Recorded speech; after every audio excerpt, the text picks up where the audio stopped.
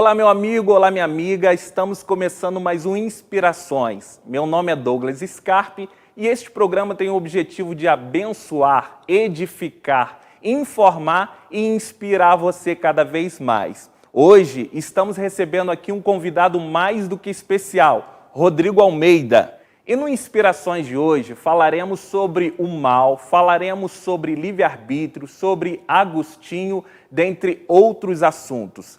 E nós estamos aqui com ele, Rodrigo, que é um teólogo, ele é um presbítero, filósofo, ele é um aluno especial da FAESP. Não é isso mesmo, Rodrigo? Tudo bem com você? Tudo bem, Douglas? Eu também gostaria de mandar um salve aí para a galera que está nos assistindo. É um prazer estar aqui no programa para nós conversarmos sobre esse tema que é muito interessante. Sim, que legal.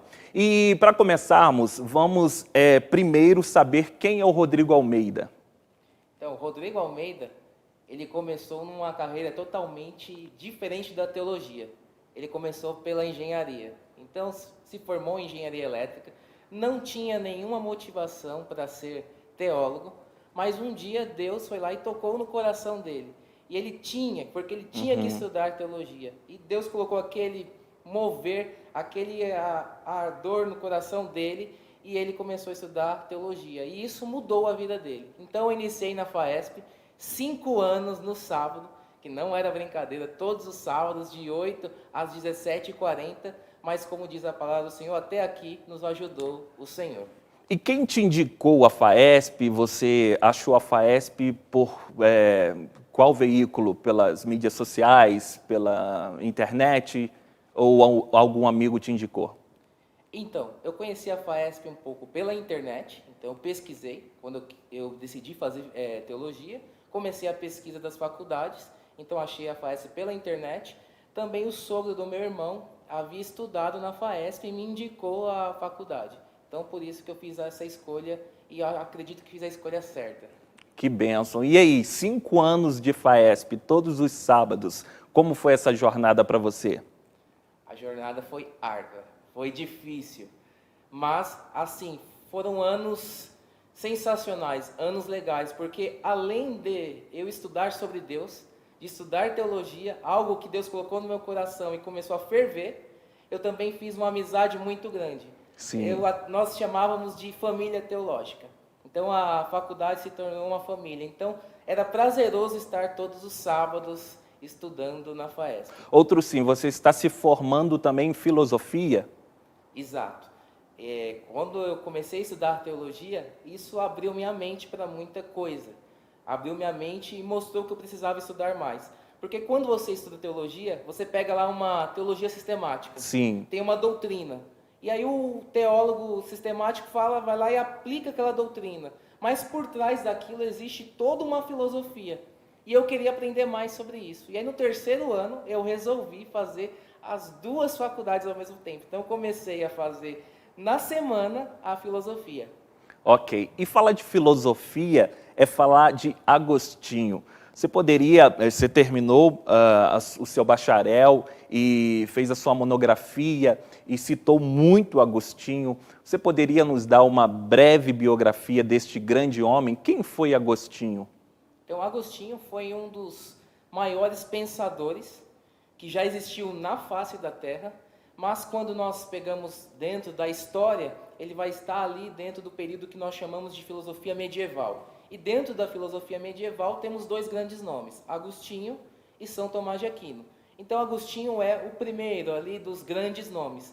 E por que Agostinho é tão importante? Porque Agostinho vai ter uma história que é muito rica, uma história que vai colocar ele de alguém que não era cristão, Sim. a ponto de um homem que foi chamado pela igreja de santo. Então Agostinho é um africano, nasceu em 354 depois de Cristo em Tagaste. E aí, os pais de Agostinho perceberam que aquele menino era um gênio. Agostinho era um gênio desde criança. Então, o pai, um oficial romano, e a mãe, ela era uma cristã fervorosa. Então, a mãe ensinou Agostinho no cristianismo. Então, Agostinho já começou a aprender sobre o cristianismo e foi crescendo. E os pais, percebendo que era um gênio, falaram, não, nós não podemos segurar Agostinho em Tagaste. Temos que mandar para algum lugar que tenha uma cidade universitária que ele possa desenvolver a sua genialidade. 17 anos, mandaram ele para Madaura. E aí, pouco tempo, ele já ficou 1 ano lá, foi para Cartago. E daí ele se tornou um grande mestre da retórica. Então, Agostinho, no início de sua carreira, um grande mestre da retórica. Ele sempre tinha uma pergunta que não calava o seu coração. Como que Deus poderia ser bom e existia o mal ao mesmo tempo no mundo? Essa pergunta, assim, mexia com o coração de Agostinho. E aí ele conheceu uma religião, uma seita, chamada maniqueísmo. E essa religião, até hoje, ela influencia os nossos pensamentos. Rodrigo, você poderia explicar mais um pouco sobre o maniqueísmo para o nosso telespectador que talvez não sabe o que é isso? E bem basicamente falando sobre o que é o maniqueísmo, sobre o que ele defendia, qual era a sua cosmovisão? Com certeza. E é muito importante porque sem o conhecimento do maniqueísmo você não consegue entender o que Agostinho escreveu. Então, quando você fala de maniqueísmo, logo você vai pensar numa dualidade, bem e mal. Então, é uma doutrina, é uma religião que na época de Agostinho, século IV, vamos lá, século III, IV, V, era uma religião tão grande quanto o cristianismo.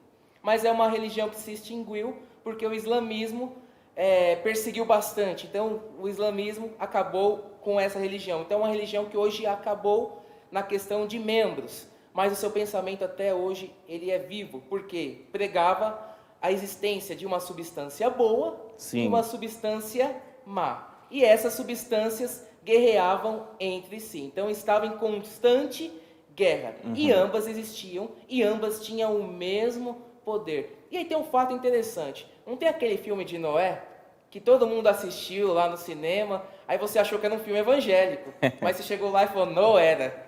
Não era um filme evangélico. Não. E aí tem uma cena que deixa todo mundo intrigado. Noé está lá na arca, e aí a nora dele está grávida, e Noé está meio louco da cabeça, ele quer matar aquela criança. E todo mundo fala, por que Noé quer matar aquela criança? Porque aquele era um filme maniqueu.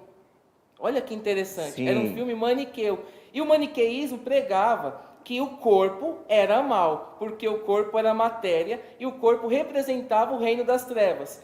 Para você vencer o mal, você teria que acabar com toda a matéria, automaticamente a alma, que representava a parte boa do ser humano, voltaria para o pai das grandezas.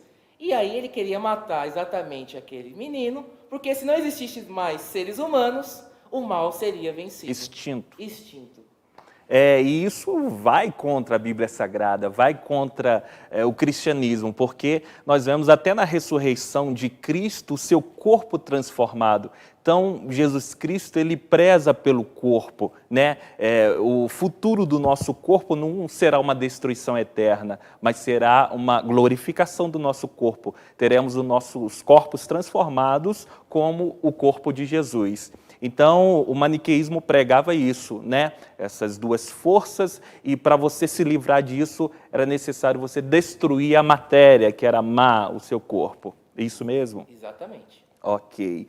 E já entramos na temática do mal, e o que era mal para Agostinho?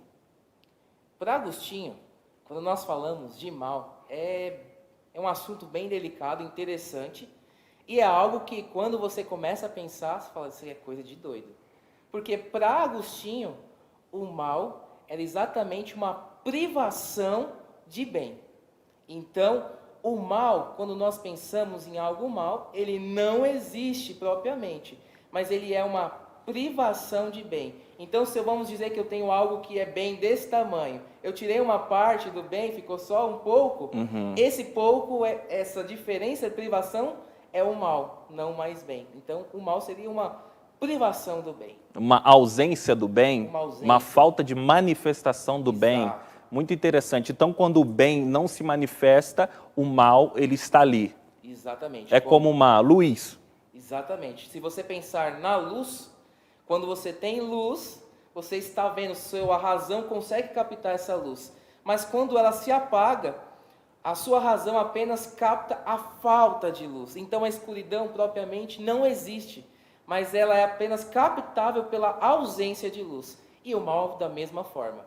Existe o bem, mas quando você extingue bem ou diminui esse bem, você consegue captar a falta de bem, e isso é mal. E quem foi o criador do mal? Você pesquisou, estudou, para Agostinho, quem foi o criador? Teve alguém que gerou o mal, ou o mal ele começou a existir a partir do nada? Como que foi isso? Exatamente esse era o assunto que Agostinho queria combater no maniqueísmo. Porque no maniqueísmo existia o bem e existia o mal. Então o mal existia no maniqueísmo. E para Agostinho, o mal, além de não existir, muitas vezes algumas pessoas poderiam perguntar, mas será que foi Deus que criou o mal? E aí eu te diria, Douglas, com certeza que não. Se nós temos um Deus que nós dizemos que é bondoso, todo bondoso, Eternamente. eterno, imutável. Então, se ele é eterno, não está no domínio do tempo. Automaticamente ele não muda, ele é imutável. Então, se ele é bom, ele não pode fazer o mal. E quando nós lemos o Gênesis, lá no Gênesis 1:31, e depois de toda a criação, ele viu que tudo isso era bom. Então, Deus só fez coisas boas. Então, Deus não é o criador do mal. Não se abre um parênteses para dizer que dentre as coisas boas havia também alguma coisa má ou alguma coisa ruim, extraviada. Não. No Gênesis, a palavra nos mostra que tudo que ele criou foi muito bom. Exatamente. Tudo que Deus criou é muito bom. E aí, quando você pega esse livro propriamente, livro de Agostinho, livre-arbítrio, Ah lá, mostra para os nossos telespectadores. Diálogo de Santo Agostinho, Agostinho vai iniciar propriamente falando sobre isso. Ele vai investigar se Deus é o autor do mal. E aí é um diálogo com um amigo dele que chama Evódio. E aí Evódio pergunta, Deus é o autor do mal? Aí Agostinho fala, depende, vamos falar assim, mas de que tipo de mal você está falando? E aí Agostinho fala, existe dois tipos de mal. Aquele mal, um que você faz, o mal que você faz, e o mal que você sofre. O mal que você faz, Deus não pode ser o autor. Sim. Porque ele não pode fazer o mal. Mas quando falamos do mal que alguém sofre, nós sabemos que além de tudo Deus é amor, mas Deus também é justiça. E quando pegamos alguém que é justo, você pega um juiz que quando ele julga algo com justiça, ele vai pegar alguém que fez um ato mal e vai lhe dar um castigo, aplicar um castigo. Então, quando Deus aplica um castigo a uma pessoa, a pessoa que recebe o castigo, naquele momento ele acha que ele sofreu um mal. Então, nesse sentido, poderíamos até falar, Deus fez o mal, apesar de Deus não ter feito o mal. A pessoa que recebeu acredita que aquilo é um mal. Mas se é um ato justo, e um ato justo é uma coisa boa, então nem nesse caso Deus faria o mal. Então Deus utiliza desses caos do mal, vamos colocar o que nós estamos vivendo agora, a pandemia, Deus se utiliza disso para manifestar o bem dele, que ele é todo bom, ele é perfeito, ele é amor em sua essência. Ele utiliza desse momento para aplicar o bem dele no meio do caos. Quando nós falamos exatamente da pandemia, da Covid-19 propriamente, que é o grande centro das atenções hoje, nós entramos numa esfera que nós falamos de mal natural. E o que acontece? O mal natural, ele é uma consequência do pecado de Adão. Porque quando Adão peca, Adão ao pecar, ele vai receber uma série de punições de Deus. E aí no final, o que Deus fala para Adão? A terra será maldita por tua causa. Então, muitas vezes, devido ao pecado do homem, devido ao homem ser um orgulhoso, querer ganhar dinheiro onde não deve, querer ter uma vida melhor do que deve, querer ter a si próprio em relação a Deus, ele começa a fazer coisas que não devia. Então, ele maltrata o meio ambiente, ele estraga o meio ambiente, ele se alimenta de animais sem a devida higiene, daí nós temos alguns vírus, e isso torna uma pandemia. É claro que quando nós temos um mal natural, Deus pode sempre se utilizar desse mal para fazer coisas boas. Deus pode se utilizar de alguma coisa má que está acontecendo e trabalhar para que as pessoas venham ver um bem que ele vai manifestar. Então, alguma pessoa que era má, pode ser que durante essa pandemia ela possa mudar a sua vida devido às aflições que ela está sofrendo. Tá. E sobre o mal que alguém faz e o mal que alguém sofre? Você poderia explicar? Você tratou no seu TCC também. Você poderia abordar mais sobre esse assunto? Então, quando nós falamos do mal que alguém faz, isso é muito interessante. Porque assim, quando Agostinho fala do mal, propriamente é o que eu falei, é uma coisa que é uma supressão de bem. Então não existiria propriamente o mal. Então, o que seria esse mal que nós chamamos de mal moral? É uma diferença. Nós pensamos que hoje o ser humano, hoje não, mas o ser humano em Adão, ele tinha o livre-arbítrio. Então, quando falamos de livre-arbítrio, é como se ele tivesse uma balança. E essa balança está equilibrada, Douglas. Está equilibrada. Então, numa parte da balança estão os bens superiores. E numa parte da balança estão os bens inferiores. Toda vez que Adão ia fazer uma escolha, ele não tinha nada influenciando. Então ele sempre escolhia o bem superior. Então a balança do bem superior ia lá e ele sempre fazia essa escolha. Quando ele peca, a sua razão deixa de ser iluminada por Deus e aí ele sempre vai escolher o bem inferior. Então o mal seria exatamente essa questão de você escolher um bem inferior. E aí você pode me perguntar, mas como que isso vai inferir nas coisas que eu faço? Como que isso vai dizer que eu faço bem ou faço mal? E aí eu sempre gosto de dar um exemplo. Quem já assistiu uma palestra minha, eu sempre uso aquele exemplo e vamos pensar que nós estávamos aqui e aí você foi inventar de levantar. Aí tropeçou, pum, caiu. Nós estamos aqui gravando, todo mundo nos vendo, aí eu vou pensar na minha mente. Eu não vou ajudar o Douglas não, porque eu não gosto dele. Qualquer pessoa que vê essa ação fala assim, o Rodrigo é mal. Propriamente é uma ação mal, descarada. Mas eu poderia fazer algo totalmente diferente, Douglas. Eu poderia pensar assim na minha mente. Eu vou ajudar o Douglas porque está todo mundo nos vendo. Imagina se toda a rede me vê não ajudando o Douglas e falar assim, o Rodrigo é muito mal. Então eu vou lá e vou levantar o Douglas apenas para mostrar para as pessoas que eu sou uma pessoa boa, que eu gosto de ajudar as pessoas. Mas dentro do meu coração, eu não queria ajudar você. O que aconteceu? Eu tinha dois bens aqui, um bem superior e um inferior. Eu escolhi a mim próprio ao invés de escolher a Deus. Por quê? Eu poderia fazer de forma diferente. Eu vou ajudar o Douglas porque ele é meu próximo, porque ele é meu irmão em Cristo. Eu não quero nada em troca. Quando eu faço isso, eu estou escolhendo a Deus. Então, eu faço uma ação boa, mas escolhendo um bem superior ao invés de um bem inferior. Quando eu escolho a mim mesmo, quando eu quero me autopromover, eu sempre faço um bem inferior. Então, para Agostinho, quando eu faço o mal, é quando eu escolho um bem inferior em relação a um bem superior. Ok. Então, essa foi um debate também com Pelágio, que viveu no tempo de Agostinho. Pelágio, ele acreditava que o homem, ele teria essa escolha de fazer somente o bem, só escolher este bem superior. Mas quando nós vamos para a Bíblia, nós vemos que o homem, ele foi atingido pelo pecado. E é necessário uma força maior, que é o Evangelho, que é Jesus Cristo, para resgatar, libertar o homem e transformar, para que, de fato, ele possa escolher a Deus e sempre a Deus. Mas Pelágio acreditava que não, que o homem, mesmo em pecado, ele tinha esta condição de viver essa vida e de escolher sempre fazer esse bem superior. Quando nós falamos nessa controvérsia pelagiana, é importante nós destacarmos que quando nós falamos de Agostinho, Agostinho vai acreditar exatamente na leitura bíblica, Sim. na queda do homem. Então, quando nós falamos de Adão e Eva, ele estava no que Agostinho chama de estado de graça.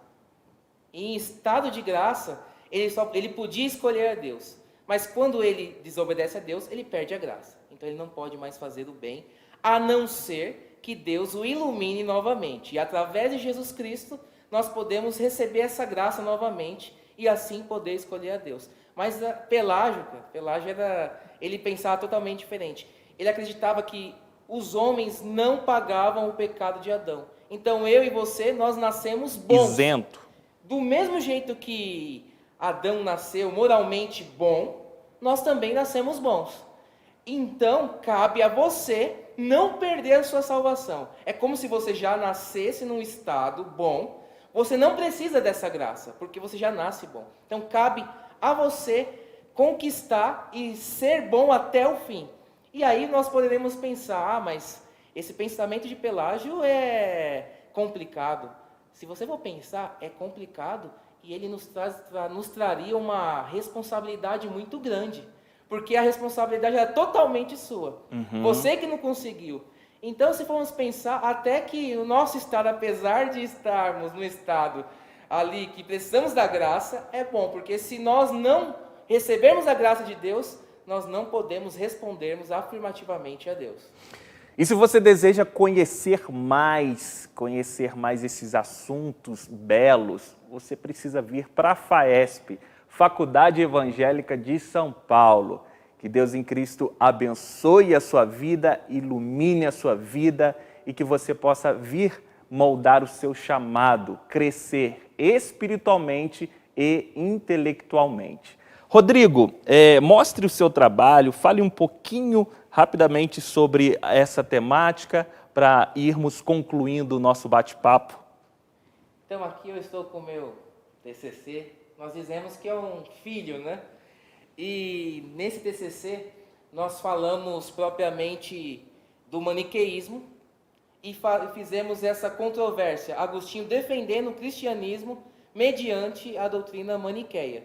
E é um assunto interessante porque o maniqueísmo, como eu falei no filme, está no nosso meio e às vezes nós não vemos. Ok. Rodrigo, quero te agradecer por esse momento, por essa resenha aqui abençoada.